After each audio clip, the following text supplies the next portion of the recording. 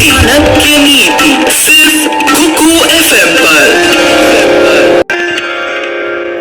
अक्सर लोग किसी खास इंसान के बारे में ये कहते पाए जाते हैं कि भाई फला इंसान तो चाणक्य है, और अक्सर ये उस इंसान के बारे में होता है जिसके मूव्स को कोई ट्रैक नहीं कर पाता, और वो इंसान साइलेंटली अपना खेल खेल जाता है। कभी कभी लगता है कि ऐसी इमेज बनाई जाती है जिससे चाणक्य ग्रे शेड में दिखते हैं, क्योंकि उनको क्लेवरनेस का सिनोनिम माना जाता है। वो क्लेवर जरूर थे, लेकिन इसके पीछे उनका ज्ञान और साधना थी।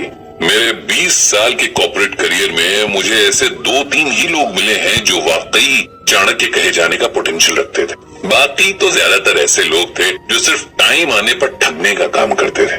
उन्हें चाणक्य बुलाना खुद चाणक्य की इमेज पर धब्बा लगाना है। चाणक्य तो वो गजब के फार साइटेड इंसान थे जिन्होंने काफी पहले ही भारत देश के टुकड़ों में बटे स्टेट्स को देखते हुए ये जान लिया था कि कोई भी बाहरी शक्ति आकर इनके गुरूर को कभी भी एक झटके में खत्म कर सकती है। और इसीलिए उन्होंने एक स्टूडेंट रेवोल्यूशन से शुरुआत कर लोगों में देशभक्ति का जज्बा जगाया, और सबसे पहले उस नंद वंश यानी नंद डायनेस्टी को उखाड़ फेंका जो उस वक्त भारत देश के सबसे बड़े राज्य मगध पर शासन कर रहा था।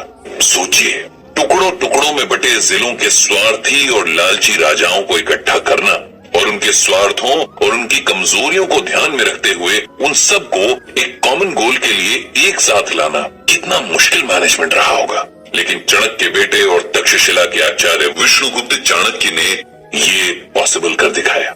नमस्कार, मैं हूँ, खैर मेरे नाम में क्या रखा है, आप मुझे एजे कह सकते हैं। एजे क्यों? भाई चीजों को कूल बनाना बड़ा जरूरी है, वरना लोग थोड़े से कट से जाते हैं। और क्योंकि मैं आचार्य चाणक्य के बारे में बात कर रहा हूँ, तो आप मुझे भी एजे यानी आचार्य जी कह सकते हैं। अब आचार्य जी थोड़ा लंबा होगा, इसलिए एजे से काम चल जाएगा। और मैं आपको बता रहा हूँ चाणक्य नीति के बारे में, और आप सुन रहे हैं उसका पहला एपिसोड। अब आप पूछेंगे कि मैं ये क्यों कर रहा हूँ? वाजिब सवाल है। देखिए, अपने कॉर्पोरेट हाई फ्लाइंग करियर से मैं इस कदर बोर हो गया था कि मैं एक सेल्फ एक्सप्लोरेशन की जर्नी पर निकल गया था, और उसी जर्नी पर मुझे रेलवे स्टेशन के एक स्टॉल पर मिली किताब चाणक्य नीति। आपको भी मिली होगी। हालांकि वो किताब काफी बेसिक थी और उसमें चाणक्य और उनकी टीचिंग्स के बारे में कम और इधर उधर की बातें ज्यादा लिखी हुई पाई गई होंगी। तब मेरे मन में ख्याल आया कि मैं आचार्य विष्णुगुप्त चाणक्य के बारे में और गहराई से पढ़ूं, क्योंकि हम चाणक्य को सिर्फ उतना जानते हैं जितना कि खुद को।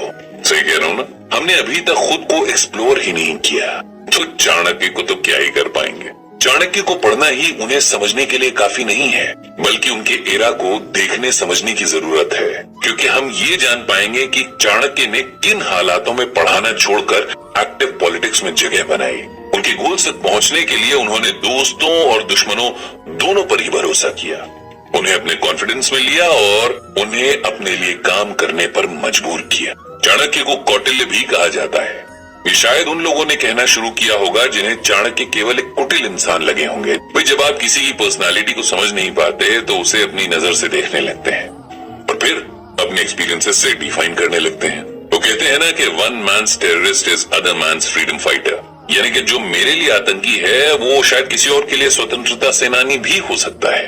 तो ऐसी ही सब्जेक्टिव सोच के कारण उन्हें कौटिल्य भी मान लिया गया।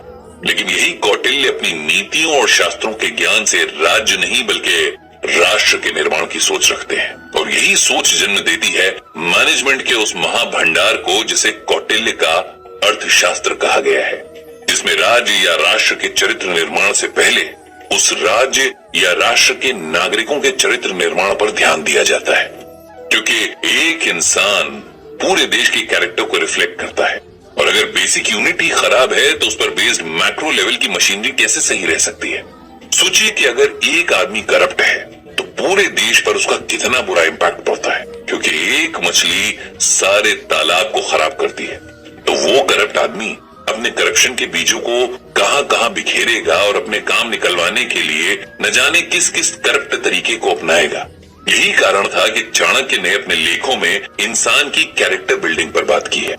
चाणक्य और उनकी टीचिंग्स में मेरे और आपके सभी सवालों के जवाब छुपे हैं। खुद मैं भी अगर कहीं अटक जाता हूँ तो इन्हीं महाज्ञानी आचार्य विष्णुगुप्त चाणक्य को कंसल्ट करता हूँ। चलिए फिर अगले एपिसोड में फिर मिलेंगे, चाणक्य और उनकी टीचिंग्स के बारे में बात करेंगे। तब तक के लिए एजे का tata and bye bye and take care friends.